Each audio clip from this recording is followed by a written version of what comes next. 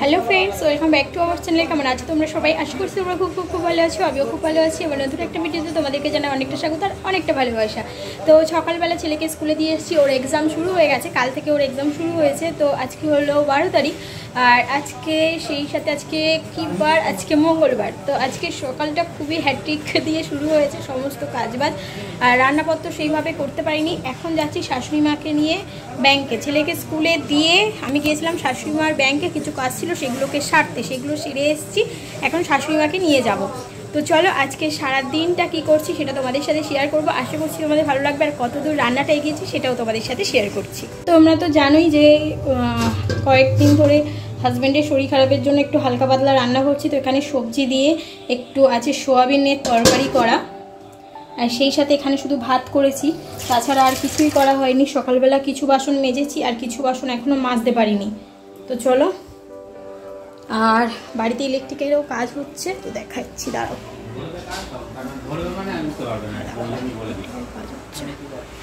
চলো জল নিতে, জল নিতে হবে। শাশুড়ি মাকে নিয়ে ব্যাংকে থেকে চলে এসেছি, এসেই দেখছি একটা পার্সেল হাতে এদিক ওদিক করছে। ভাবলাম যে কী রে বাবা, তো বলল যে মিঠির জন্য, মানে আমার ভাইজির জন্য একটা জামা অর্ডার করা হয়েছিল, সেটাই চলে এসেছে মিশো থেকে। তো সেটাই এখন ও ভাবছিল যে খুলে দেখবে না আমি আসলে তারপর খুলবে। তো দেখো আমি তো চলেই এসেছি, তো বললাম যে খুলে নাও। আর এই যে ঘরে লাইট লাগানোর কাজ হচ্ছিল না, ও তো কিছু লাইট টাইটও কেনার ছিল, সেগুলো হয়তো কিনতে গিয়েছিল, সেই জন্য আবার রেডি হয়ে গেছে। তো আমি ওকে বললাম যে তুমি যখন রেডি হয়েছো তুমি একেবারে ছেলেকে নিয়ে আসবে, আমি আরও দু একটা কিছু রান্না করব। তো সেই কারণে বুঝলে, তো ভাবছি একটুখানি শাকটাক যদি ভাজা যায়, তো সেটাই আর কি। আর দেখো জামার কালারটা ঠিক যেমন অর্ডার করা হয়েছিল ঠিক কিন্তু একদম পারফেক্ট জামাটা এসেছে। সত্যি কথা বলতে কি বলো তো, কালারটা নিয়ে আমি সবসময় ভাবি কোনো অনলাইনে কোনো জামা অর্ডার করতে গেলে বা কোনো কিছু অর্ডার করতে গেলে ভাবি যে পারফেক্ট আসবে কি না। তবে কিন্তু এই জামাটা একদম পারফেক্ট এসেছিলো, একদম ছবিতে যেমন দেখেছিলাম সেই রকমই কিন্তু জামাটা এসেছে। আর জামাটা কিন্তু দেখতে বেশ সুন্দর, আমাদের তো পছন্দ হয়েইছে। এই দেখো ছেলেকে স্কুলে থেকে নিয়ে চলে এসেছি, সেই সাথে আমাদের খাওয়া দাওয়া হয়ে গেছে। আমি সবে যাচ্ছিলাম বিছানাটা করার জন্য, ওকে যাতে আমি মানে ঘুম পাড়াতে পারি। তো হাজব্যান্ড বললো বিছানা করো না, এখন তুমি যাবে বাপের বাড়িতে। এটা শুনে না আমার একটুখানি রাগ হচ্ছিল, কারণ আমার কোনো প্ল্যানিং ছিল না আজকে বাপের বাড়িতে যাব। আজকে আমার বাপের বাড়িতে আছে কালী পূজা, আর কালকে হচ্ছে মিঠির মামাবাড়ি, মানে মুখে বাদ আর কি। তো অন্নপ্রাশন আছে। কিন্তু আমি ভেবেছিলাম যে ছেলে যেহেতু পরীক্ষা হচ্ছে সেই জন্য কালকে একেবারে আমি পরীক্ষা দিয়ে নিয়ে ওকে আমি নিয়ে যেতাম। কিন্তু হাজব্যান্ড বললো যে আজকে পূজা, আর কি বলতো একটু পূজার জন্য মনটা কেমন একটা খচখচ করছিল যে প্রতি বছর পূজা দিতে যাই, এবছর পূজাটা দিতে পারবো না, সেই জন্য। তবে ভাবলাম যে ঠিক আছে থাক, মা নিশ্চয়ই পূজা দেবে, কারণ এর আগে করোনার মধ্যে যে বছর যেতে পারিনি সে বছর মা তো নামে পূজাই দিয়েছিল, মা তো পূজা দেবে। তো সেখান থেকে একটু প্রসাদ নিয়ে নেবো, ঠিক আছে। আর কালকে গিয়ে একটুখানি ঠাকুরের ওখানে নমস্কার করে হয়ে যাবে। তবে ও বললো যে আমি গিয়ে দিয়ে আসবো, তুমি রেডি হয়ে নাও, সেই সাথে ছেলেকে রেডি করে দাও। এদিকে দেখো ছেলের একটা ওই যে ঠাকুরের লকেট ছিল, তো সেটা আমি খুলে দিয়েছিলাম। আসলে ওদের স্কুলেতে বলেছিল যে বালা হার কিছু রাখা যাবে না, তবে এখন বলেছে যে তুমি হারটা পরাতে পারো, তবে হাতে কিছু রাখা যাবে না। তো সেই জন্য আমি ঘাটটা আবারও এই ভোলে বাবার লকেটটা দিয়ে পরিয়ে দিলাম। তো এখন থেকে ওই ভোলে বাবার লকেটটা আবারও ওর গলায় থাকবে, আগে যেমন ছোটোবেলায় থাকতো। আর সেই সাথে একটা ব্রেসলেট ছিল, একটা না ও 2-3টে ব্রেসলেট আছে, তবে তার মধ্যে থেকে এই ব্রেসলেটটা আজকে প্রথম ওকে পরাচ্ছি। তো বেশ ভালো লাগে দেখতে, তবে ও তো পরার মানে চিন্তা ভাবনাই নেই, ও শুধু বলছে খুলে দাও আর খুলে দাও। এদিকে দেখো হাজব্যান্ড আমার হাতে এই ব্যাগটা দিয়ে গেল। তো এর মধ্যে মিঠির জন্য গিফট আছে, সেটা আর বুঝতে আমার অসুবিধা হয়নি। আমি ভেবেছিলাম কালকে ছেলেকে স্কুলে দিয়ে একটুখানি গিয়ে আমি আর হাজব্যান্ড মিলে কিছু কিনে নিয়ে আসবো। তবে আমি বেশি করে বলেছিলাম যে কিছু টাকা যদি একটা মানে দেওয়া হয় তাহলে সবাই তো এরকম টাইপের কিছু দেবে, সেটা ওর পছন্দ অনুযায়ী কিনবে। কিন্তু এদিকে দেখো হাজব্যান্ড কী সব কাণ্ড করেছে। তো এখানে ও কবে গিয়ে আবার হচ্ছে মিঠির জন্য এইসব হার তারপরে এখানে একটা লকেট তৈরি করিয়েছে আর এর মধ্যে নামটা মিঠি লেখা আছে, ঠিক আছে। নামটাও যেহেতু আমি ওর মানে ভাইজির নাম ত্রিদীপ্তা, কিন্তু আমি না মিঠি বলেই ডাকি, তো সেই নামটা এই লকেটেতে ছোট্ট করে লেখা আছে আর সেই সাথে এই হারটাও ওর সাথে নিয়েছে। তো দেখতে কিন্তু বেশ ভালোই লাগছে। বলল যে আজকেই এটা নিয়ে যাও আর নিয়ে গিয়ে ওকে দিও। তো বললাম যে ঠিক আছে। তো যাই হোক, সারপ্রাইজের পরে সারপ্রাইজ। পিছুন এখন তার পুচকুর জন্য কী সব কিনেছে সেটাই এখন তোমাদের সাথে দেখাই। তবে আরেকটা বাক্স আছে এর মধ্যে। তো এটা গেল হার আর সেই সাথে লকেট, আর জামাটা তো তোমরা দেখেই নিয়েছো। আর এটার মধ্যে বুঝতে তো অসুবিধা হওয়ারই নয়, কি আছে, আংটি হবে। হ্যাঁ, আংটি আছে। তো হ্যাঁ, এই দেখো এর মধ্যে একটা আংটি আছে। তো ডিজাইনটা বেশ ভালোই হয়েছে। তো এটা সবটাই কিন্তু হাজব্যান্ড পছন্দ করেছে, তো দেখতে বেশ ভালোই লাগছে। তো তোমাদের কেমন লাগছে তোমরা অবশ্যই কমেন্টের মাধ্যমে জানিও। তো চলো, এদিকে এগুলো সব আমি একটুখানি গুছিয়ে নিই আর সেই সাথে মিঠির জামাটাও আমি গুছিয়ে নেব। তো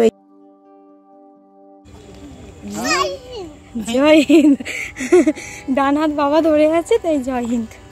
এই দেখো ঘুটঘুটে অন্ধকার, তার মাঝে ব্ল্যাক আর রেড। কোথায় যাচ্ছ তুমি? ষোলো বাড়ি।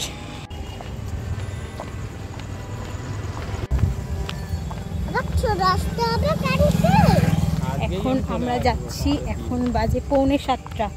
ও আবার ব্যাক করবে আমাকে দিয়ে। আজকে মাদের ওখানে আছে কালী পূজা। তো চলো যাওয়া যাক। দেখো পাড়ার মধ্যে ঢুকে গেছি আর দেখছি আঁকেবাঁকে বেশ লাইট লাগিয়েছে, বেশ ভালো লাগছিল। হয়তো বাড়িতে থাকলে এটাকে মিস করতাম, তো তার জন্য থ্যাংক ইউ মাই হাজব্যান্ড। তো ও জোর না করলে সত্যি আমার আশা হতো না। আর পূজাটা দিতে মানে ইচ্ছা করে আর কি। বছরে এই একটা পূজাতে আমরা সবাই দেখা হয়, মানে পাড়ার বোনেরা দিদিরা, তো সবাই মিলে একসাথে থাকি, তো বেশ ভালো লাগে। তবে এবারে আর খুব একটা কারোর সাথে দেখা হয়নি, আমি অল্প সময়ের জন্য গিয়েছিলাম আর তারপর চলে এসেছি। তো এদিকে দেখো, এদিকে ও তো আমাকে দিয়ে চলে যাবে, ওর নাইট ডিউটি আছে, গিয়ে আবার কাজে বসবে। এখন প্রায় 7:30 মতো বাজে, তো সেই জন্য। আর এদিকে দেখো প্রথমে পুচকিকে নিতে গেল, কিন্তু ও ভুলেই গেছে যে ও হাতটা এখনো পর্যন্ত ধোয়নি। ও ছেলেকেও এরকম করতো, বাইরে থেকে এসেই মাত্র কিন্তু গায়েতে হাত দিত না, আগে নিজে ফ্রেশ হতো, বাইরের জামা কাপড় চেঞ্জ করতো, তারপরে কিন্তু ছেলেকে সবসময় নিত। তো এই অভ্যাসটা এখনও ওর আছে। আর এটা সত্যি কথা আমিও মনে রাখতে পারি না, তবে এর জন্য ও আমাকে সবসময় বকাবকি করে যে বাইরে থেকে আগে এসে হাতটা ধোবে, ফ্রেশ হবে, তারপরে সবার গায়েতে হাত দেবে। তো সেই কারণে তো চলো দেখতে থাকো, আশা করছি আজকে ভিডিওটা ভালো লাগছে। বাবা হাতটা তুলো তারপর বাবা গো, পিছন তো চলে যাবে গো।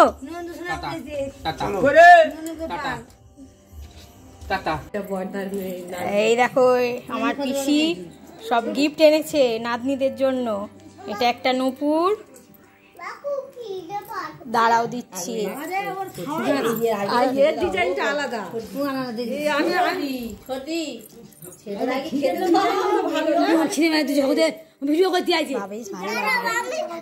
ও বাবা রে, এই তো বিয়ে সোনা দানা সব হয়ে গেল। হ্যাঁ, এই তো বিয়ে সোনা দানা সব হয়ে গেল গো। কি নাও, এটা তোমার, নিয়ে নাও। হ্যাঁ নিয়ে নাও। ও বাবা গো, অনেকক্ষণ পরে তোমাদের সাথে আবার কথা বলছি। কালকে যেহেতু ছেলের এক্সাম আছে সেই জন্য ওকে একটু পড়িয়ে নিলাম, আর সেই সাথে আজকে কিন্তু অনেকক্ষণ মিঠিকে নিয়েছিলাম। আর ও কেমন অবাক হয়ে দাদাভাইয়ের পড়াগুলো সব দেখছিল, যেন মনে হচ্ছিল এক্ষুনিই পড়ে ফেলবে। তো যাই হোক, এখানে সবাই আলু কাটাকাটি করছে, আমিও কিছুক্ষণ আলু কেটেছি। এদিকে পিসি, বাবা আর সেই সাথে আছে মাসিমা মানে বৌদির মা। এদিকে দেখো আমাদের ঠাকুর চলে এসছে মন্দিরে, সেই জন্য এখানে শাঁখ বাজিয়ে আর খড় বা পাকাটি কিছু একটা বাড়ির সামনে জ্বালিয়ে দিতে হয়। এটাকে বলে যে মাকে প্রতি ঘরে ঘরে আহ্বান করা হয়। তো এটা সেই ছোট থেকে দেখে আসছি যে মা করে। তো মা ঠাকুর আসতেই মাকে বললাম যে এবছর করবে না, মা বললো করবো না, আবার অবশ্যই করবো। তো মা, দিদা ভালো আছো?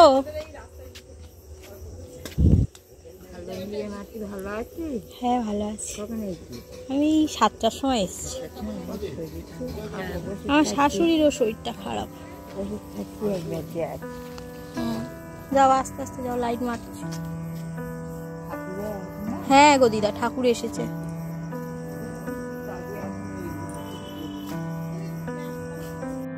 দেখো এখন বাজে 10টা, আর এখন আমরা যাচ্ছি পূজা দিতে। 9:30টার সময় কিন্তু ঠাকুর এসেছে, আর তারপরে আমরা এখন যাচ্ছি। আর এই দেখো পিছনে দাদারা আসছে, তবে এখন আমি আর বৌমনির মাসির মেয়ে, সেই সামনে আছে মা ছেলে, সবাই মিলে এখন আমরা যাচ্ছি পূজা দিতে।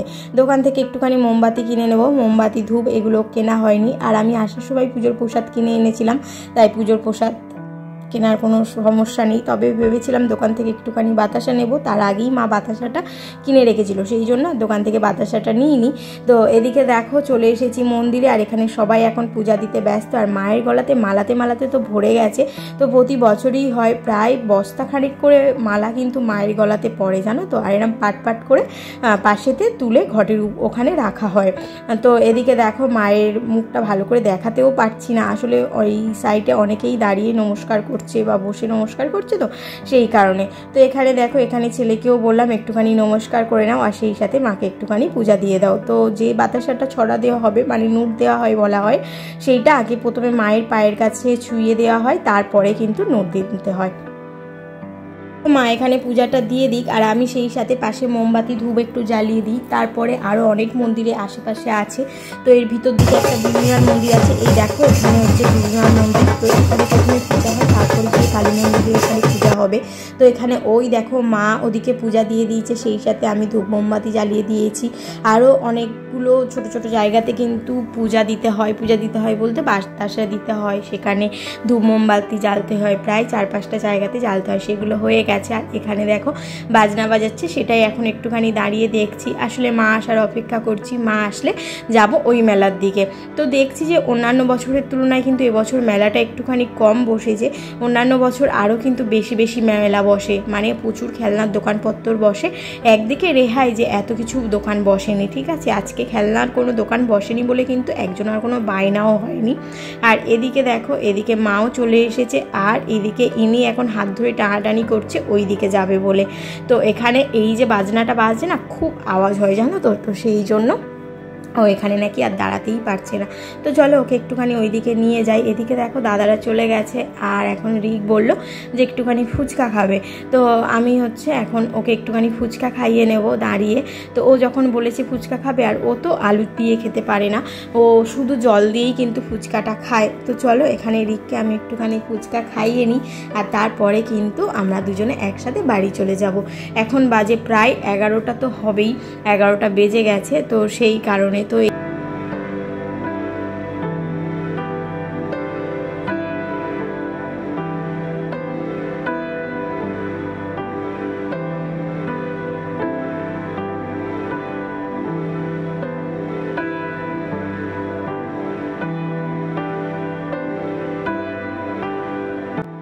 দেখো এখন আমি আর রিক বাড়িতে যাচ্ছি।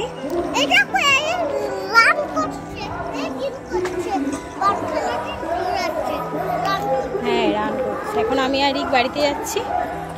রিক হাই করো।